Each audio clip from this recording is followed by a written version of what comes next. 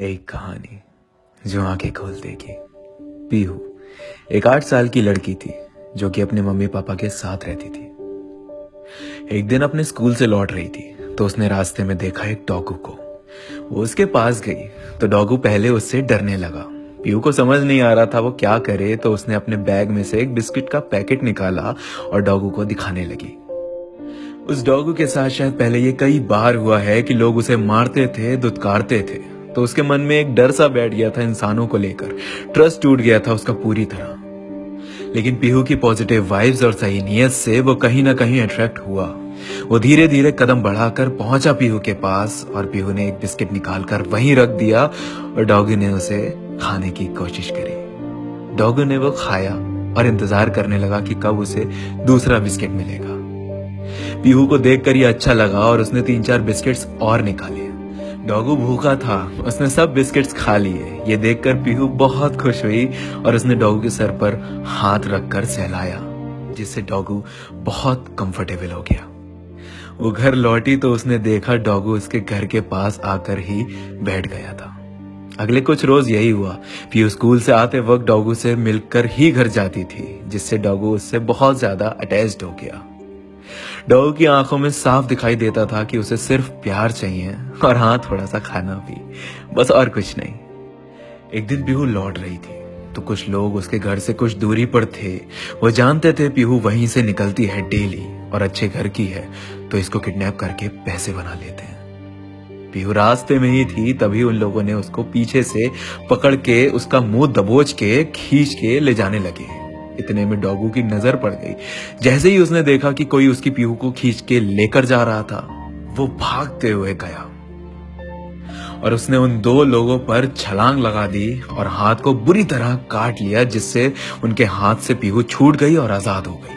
ये देखकर वो किडनैपर्स वहां से भाग निकले। इतने में कुछ लोग भी वहां आ गए। जैसे जैसे भीड़ कम हुई, पीहू ने डॉगू को टाइट से हक करके थैंक यू बोला। उसे एहसास हुआ कि सिर्फ 3-4 दिन उसने डॉगू को खाना खिलाया और प्यार किया, और उसके बदले में उस डॉगू ने अपनी जान पे खेलकर उसकी जान बचाई। उस दिन जब घर पहुंची तो उसे पता चला कि 2 दिन में पीहू और उसकी फैमिली दूसरी सिटी शिफ्ट हो रही है। उसे किसी चीज का बुरा नहीं लगा सिवाय इसके कि अब वो अपने डॉगू से कभी मिल नहीं पाएगी। लेकिन उसको ये बात इतनी खाने लगी कि उसने अपने पापा से डॉगू को साथ लेकर चलने के लिए कहा। पीहू ने काफी जिद करी और वो नहीं माने। उस रात जब पीहू ने अपनी विंडो से झांक कर देखा तो उसे डॉगू वहीं मिला, दूर बैठा एक आस में कि कब पीहू आएगी और उसे खाना खिलाएगी, प्यार करेगी। पीहू गई और उसको अच्छे से खिलाने लगी। जब डॉगू खा रहा था तो पीहू रोने लगी, जिसे देखकर डॉगू बेचैन हो गया कि अचानक क्या हुआ पीहू को। वो अपने तरीके से पीहू को कंफर्टेबल फील कराने लगा, उसे लिक करने लगा।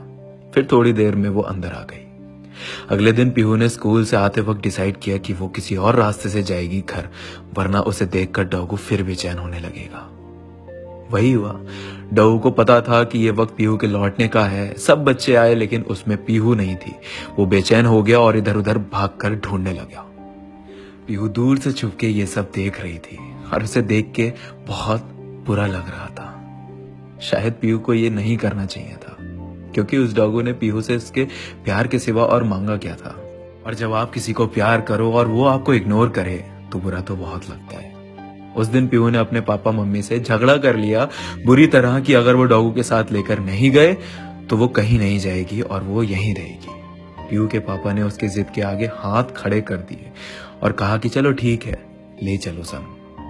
वो बहुत खुश हुई। खुशी से वो दरवाजे की ओर भागी। सोचा दरवाजा खोलकर जब वो डॉगू के सामने जाएगी तो वो खुशी से झूम उठेगा। जैसे ही पीहू ने दरवाजा खोला, उसने देखा बाहर भीड़ लगी हुई थी।